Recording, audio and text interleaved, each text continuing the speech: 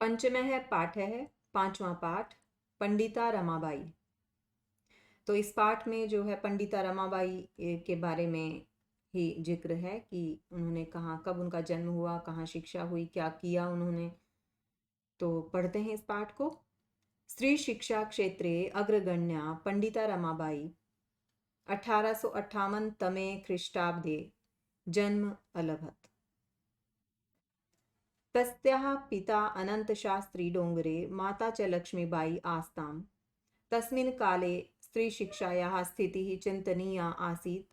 स्त्रीणां कृते संस्कृतशिक्षणं प्रायः प्रचलितं न आसीत्, किन्तु डोंगरे रूढिबद्धां धारणां परित्यज्य स्वपत्नीं संस्कृतम् अध्यापयत्। एतदर्थं सः समाजस्य प्रतारणाम् अपि असहत्। अनन्तरं रमा अपि स्वमातुः संस्कृतशिक्षां प्राप्तवती। तो देखिए पहली लाइन से, स्त्री शिक्षा क्षेत्रे सप्तमी विभक्ति है तो साइन होगा में। स्त्री शिक्षा के क्षेत्र में अग्रगण्या आगे गिनी जाने वाली पंडिता रमाबाई 1858 में, तमे का मतलब वे, ख्रीष्टाब्दे ईस्वी में जन्म लिया। तो किसने जन्म लिया? पंडिता रमाबाई ने 1858वें वर्ष में।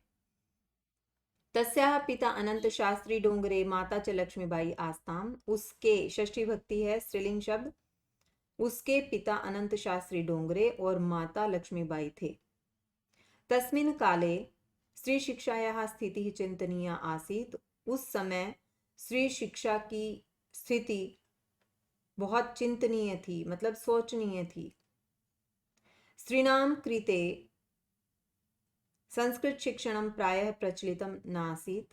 स्त्रियों के लिए संस्कृत शिक्षण, संस्कृत की शिक्षा प्रायः प्रचलित नहीं थी। मतलब इससे पहली वाली लाइन में जो बात कही कि स्त्रियों की शिक्षा की स्थिति चिंतनीय थी, यानी उस समय स्त्री शिक्षा नहीं, ना के बराबर थी। स्त्रियां शिक्षा ग्रहण नहीं करती थी, बहुत कम थी। तो उसके बाद यहाँ स्त्रियों के लिए संस्कृत का शिक्षण प्रचलित नहीं था। इसका मतलब है संस्कृत की जो शिक्षा है वो स्त्रियां नहीं लेती थी या उनको नहीं दी जाती थी, आप ये भी कह सकते हैं। उनके लिए नहीं मानी जाती थी कि संस्कृत उनको पढ़ानी चाहिए या पढ़नी चाहिए। किंतु डोंगरे रूढ़िबद्धां धारणां परित्यज्य स्वपत्नीं संस्कृतम अध्यापयत।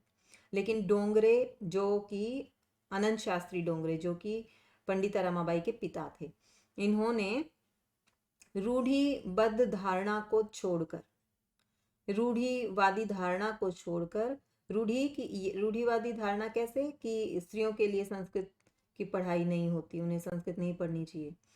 तो इस धारणा को छोड़कर, जो कि समाज में प्रचलित थी, समाज में माना जाता था ये, उन्होंने अपनी पत्नी को संस्कृत पढ़ाया। एतद अर्थम से समाजस्य प्रतारणाम अपि असहत। और एतद अर्थम, इसके लिए उन्होंने, स किसके लिए है? डोंगरे के लिए। उन्होंने समाज की प्रताड़नम का, प्रताड़ना मतलब प्रताड़ना, प्रताड़ना भी सही। प्रताड़ना का मतलब है जो टॉन्टिंग वे में वो टॉन्ट करते हैं लोग कि क्या कर रहा है, तो इस तरीके से उस प्रताड़ना को भी सहा। अनंतरम रमा अपि स्वमातुः संस्कृत शिक्षां प्राप्तवती। बाद में रमा ने भी अपनी माता से शिक्षा प्राप्त की, संस्कृत शिक्षा प्राप्त की। कालक्रमेण रमायाः पिता विपन्नः संजातः। समय के साथ रमा के पिता विपन्नः संजातः, गरीब हो गए। तस्याः पितरौ ज्येष्ठा भगिनी च। तो यहाँ विपन्न का मतलब गरीब आप लिख सकते हैं।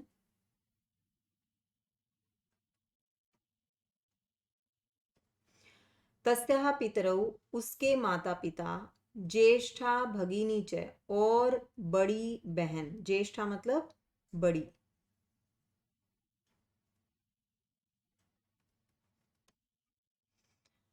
पितरौ का मतलब माता पिता, दोनों दोनों मीनिंग होंगे इस एक शब्द में। दुर्भिक्ष पीड़िता दिवंगता। दुर्भिक्ष मतलब अकाल से पीड़ित होकर, दुर्भिक्ष का मतलब है अकाल।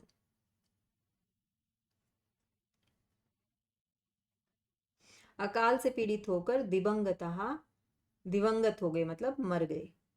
तदंतरम रमा स्वज्येष्ठ भ्राता सह पदभ्याम समग्रम भारतम अभ्रमत। उसके बाद रमा अपने बड़े भाई के साथ पैदल ही सारे भारत को उसने घूमा या भ्रमण किया। भ्रमण क्रमे सा कोलकाताम प्राप्ता, और भ्रमण करते हुए वह कोलकाता पहुंची। संस्कृत वैदुष्येन सा तत्र पंडिता सरस्वती च इति उपाधिभ्याम विभूषिता, और संस्कृत विदुषी होने से, संस्कृत की पढ़ाई करने के कारण, संस्कृत में विद्वत्ता के कारण वह वहां पंडिता और सरस्वती की उपाधियों से विभूषित हुई। तत्र एव सा ब्रह्म समाजेन प्रभाविता वेदाध्ययनम अकरोत्। वहां ही उन्होंने ब्रह्म समाज से प्रभावित होकर वेद अध्ययन करना शुरू किया। पश्चात सा स्त्रीणाम कृते, और उसके बाद स्त्रियों के लिए वेद आदिनाम शास्त्राणाम शिक्षायै, वेद आदि शास्त्रों की शिक्षा के लिए आंदोलनम प्रारब्धवती, उन्होंने आंदोलन शुरू किया। 1880 तमे ख्रीष्टाब्दे सा विपिन बिहारी दासेन सह बांकीपुर न्यायालये विवाहम अकरोत्। 1880 में ईस्वी में वर्ष में उन्होंने विपिन बिहारी दास के साथ बांकीपुर न्यायालय में विवाह किया। सार्धैक वर्षात अनंतरम, सार्ध मतलब आधा, एक तो 1.5 वर्ष के पश्चात उसके पति दिवंगतः मर गए, दिवंगत हो गए। तदंतरम सा पुत्रा मनोरमया सह जन्मभूमि महाराष्ट्रम प्रत्यागच्छत। उसके बाद वह पुत्री मनोरमा के साथ जन्मभूमि महाराष्ट्र लौट गई। नारीणाम सम्मानाय, नारियों के सम्मान के लिए, शिक्षा यही, शिक्षा के लिए, च तो नारियों के सम्मान के लिए और शिक्षा के लिए, सा स्वकीयम जीवनम अर्पितवती, उन्होंने अपना सारा जीवन, स्वकीयम अपना, जीवनम जीवन, अर्पितवती अर्पित कर दिया। तो स्वकीयम अपना।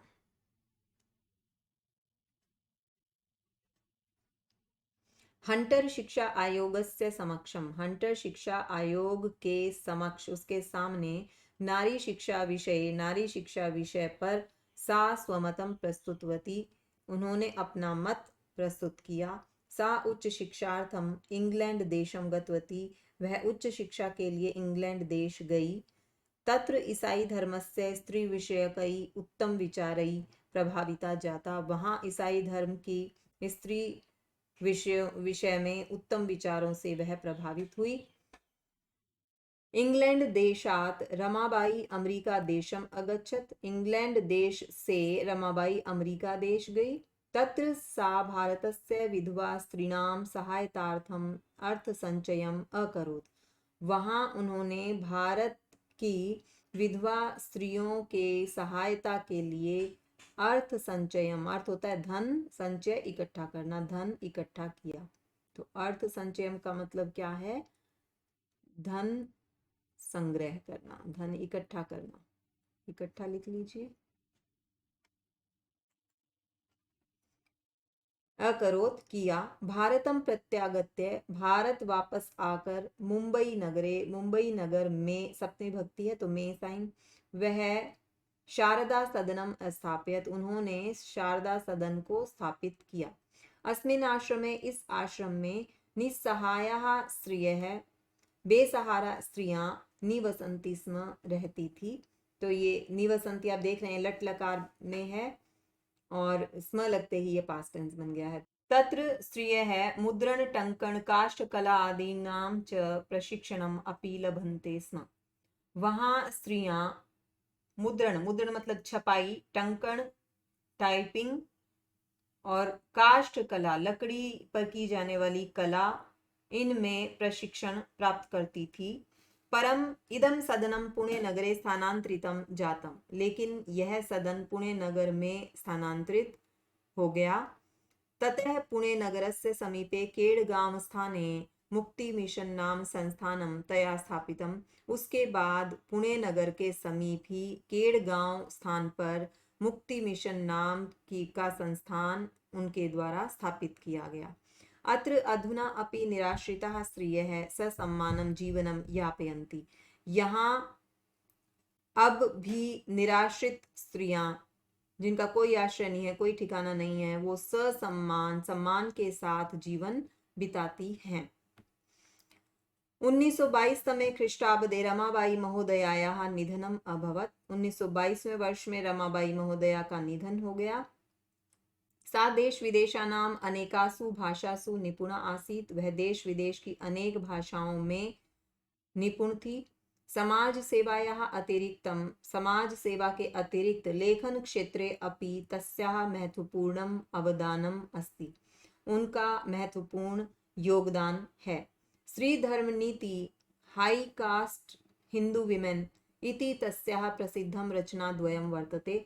स्त्री धर्म नीति और हाई कास्ट हिंदू विमेन, ये इस प्रकार उनकी ये प्रसिद्ध दो रचनाएं हैं। तो ये पाठ यहाँ खत्म होता है। इस पाठ में आने वाली जो विभक्तियां थी वो मैं आपको, क्योंकि कहानी सुना रही थी, अनुवाद कर रही थी, तो आपको बीच बीच में बता नहीं पाई। यहाँ आने वाले अव्यय शब्दों को आप एक बार देख सकते हैं। क्विकली पिक करना शुरू कर कीजिए। अब आप इतने सारे चैप्टर्स में हम ये काम कर चुके हैं, तो आपको फटाफट फटाफट आना चाहिए। च ये अव्यय शब्द है। इसके बाद देखिए फटाफट से ढूंढिए यहाँ किंतु, ये अव्यय शब्द है। अपि, उसके बाद अनंतरम, अपि, इसके बाद च, तदंतरम, सह,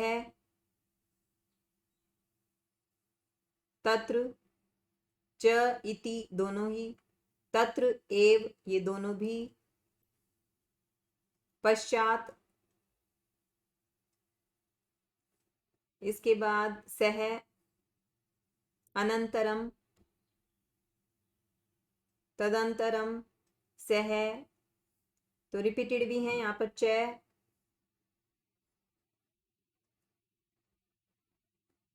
तत्र। तो इस तरीके से फटाफट फटाफट आप इस पेज से भी ये ढूंढ सकते हैं। तत्र, स्म, तत्र, स्म, परम, ततः, अत्र, अधुना, अपि, तीनों ही।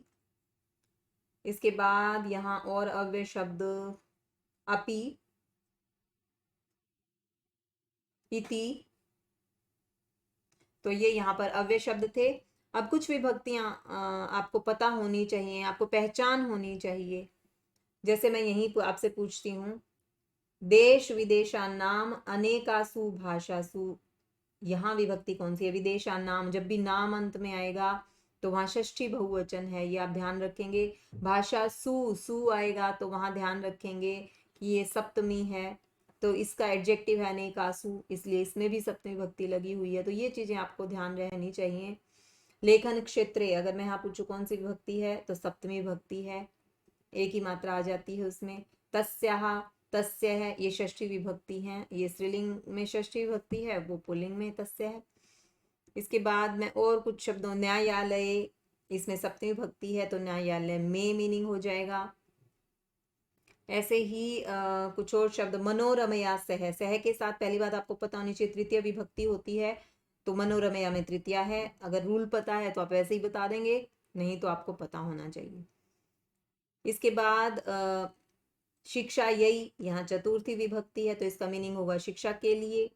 सम्मानाय, यहाँ भी चतुर्थी विभक्ति है, सम्मान के लिए। ऐसे ही और शब्द, धर्मस्य, तो आधा से और ये जब जुड़ जाता है किसी शब्द में, वहां षष्ठी विभक्ति है, ये आपको पता होना चाहिए। और शब्द में अगर आपसे पूछूं, तस्याः, षष्ठी विभक्ति। इसके बाद सह आ गया है, सह के साथ तृतीय विभक्ति होगी, तो ज्येष्ठ, भ्रात्रा, यहाँ तृतीय विभक्ति है। उसके बाद आप कुछ और शब्द, ब्रह्म समाजेन, यहाँ तृतीय विभक्ति है, एक वचन। ऐसे ही और शब्द, समाजस्य, यहाँ षष्ठी एक वचन। तस्मिन काले, सप्तमी है, यहाँ पर सप्तमी विभक्ति है। शिक्षायाः, यहाँ षष्ठी विभक्ति है। तो इस तरीके से ये विभक्तियों का प्रयोग भी आपने यहाँ देखा और अव्यय शब्द भी किया। फटाफट से क्विक रिवीजन करते हैं शब्दार्थ की।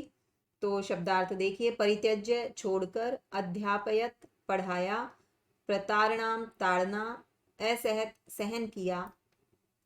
नेक्स्ट पेज को देखते हैं।